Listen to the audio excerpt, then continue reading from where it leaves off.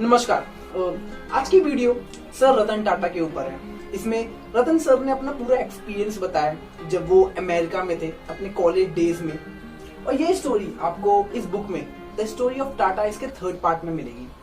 लेकिन आपको फिक्र करने की कोई जरूरत नहीं है, मैं हूं आपके लिए, तो चिंता क्यों करना। मैं आपको इस वीडियो में वो सब कुछ बताऊंगा जो रतन सर ने इसमें कहा है। पूरी देखिएगा वीडियो को, बहुत ही इंटरेस्टिंग है, बहुत ही अच्छी है। तो चलिए स्टार्ट करते हैं। सबसे पहले रतन सर कहते हैं कि जब वो पहली बार अमेरिका गए थे, वो महज उस समय 11-12 साल के थे, जो कि इनके फादर के एक फ्रेंड थे यूनाइटेड स्टेट में। उन्होंने इनको परिवार के साथ आने का न्यूयॉर्क में इनविटेशन दिया था। तो रतन सर उस पल को याद करते हुए कहते हैं कि जब मैं पहली बार वहां गया तो मुझे ऐसा लगा जैसे कि यार मैं हमेशा से यहीं पर था। एक अजीब सी बात थी उस शहर में, और मैंने उस समय तकरीबन ये मनसा बना लिया था कि इन द फ्यूचर अब मैं यहीं आकर रहूंगा और यहीं से पढ़ूंगा। और ऐसे ही हुआ। 1955 में रतन सर ने कॉर्नेल यूनिवर्सिटी में इनरोल्ड कर लिया, मतलब दाखिला ले लिया। इनके फादर चाहते थे कि रतन सर इंजीनियरिंग करे,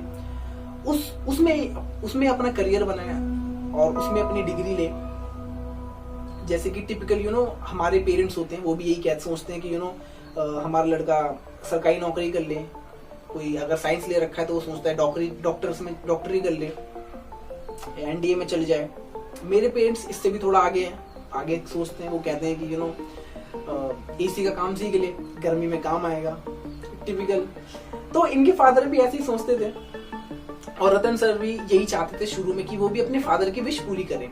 तो उन्होंने एडमिशन तो ले लिया कॉर्नेल यूनिवर्सिटी में, ये सोचकर कि अपने फादर की विश पूरी करेंगे, इंजीनियरिंग करेंगे, उसमें डिग्री लेंगे।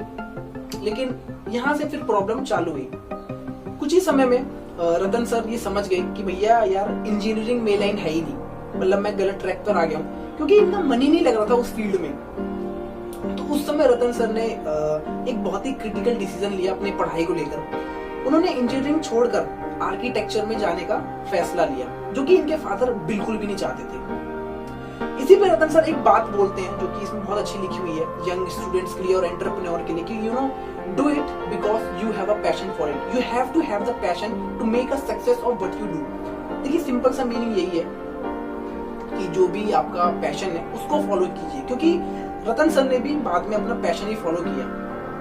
उन्होंने आर्किटेक्चर में जाने का फैसला लिया, लेकिन इनके फादर बिल्कुल भी नहीं चाहते थे कि रतन आर्किटेक्चर करे, इस पाथ पर आगे बढ़े। इस बुक में साफ लिखा हुआ है कि it was his passion, not the path his father wanted for him. पता है आपको आज के समय में क्या है कि जितने भी मेरी उम्र के लड़के हैं, मैंने देखा है वो कंफ्यूज रहते हैं कि उनका पैशन तो कुछ और होता है करने का, लेकिन वो कर नहीं पाते, वजह चाहे जो भी हो। और मैं समझ सकता हूँ कि उस चीज से बाहर आकर अपने पैशन को फॉलो करना बहुत टफ होता है। एक छोटी सी स्टोरी है मेरी, मैं आपको बताना चाहता हूँ। आई डोंट नो आपको अच्छी लगे कि नहीं, लेकिन जो मैं अभी कर रहा हूँ यूट्यूब, उससे पहले मैं एक ब्लॉगर था। मतलब मैंने 2.5 साल अपने डिजिटल मार्केटिंग पर दिए। पहले 6 महीने का कोर्स किया, फिर 2 साल मैंने उस पर काम किया, ब्लॉग लिखना, उसका एसईओ करना एंड वगैरह वगैरह। एक समय पर मुझे समझ आ गया कि भैया मेरा इंटरेस्ट उसमें से खत्म हो चुका है, मुझे बिल्कुल भी मजा नहीं आ रहा था। ऐसा लग रहा था जैसे कि मैं बहुत प्रेशर के साथ काम कर रहा हूँ, और उस समय मैंने उसे क्विट करने का डिसीजन लिया। और ऐसा नहीं था कि वो डिसीजन मेरे लिए बहुत आसान था। जब आप ऑलरेडी किसी पे इतना समय दे चुके हो, 2.5 साल, उसके बाद उस चीज से पैर खींचना वापस बहुत ही मुश्किल होता है। तो मैं बस आपसे एक ही चीज कहूंगा कि जो भी आपका पैशन है उसको फॉलो कीजिए।